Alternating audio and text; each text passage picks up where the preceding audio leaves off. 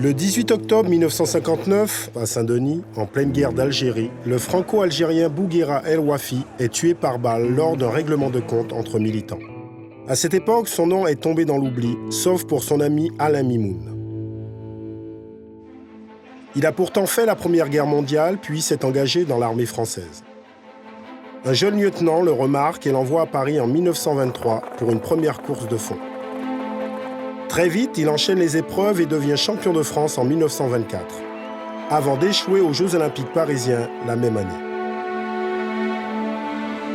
Sans ressources, Bouguera El Wafi s'engage comme manœuvre chez Renault aux côtés de centaines de travailleurs maghrébins.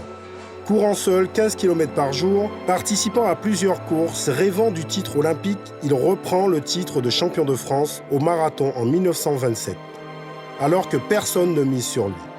Il gagne alors sa sélection pour les Jeux olympiques d'Amsterdam.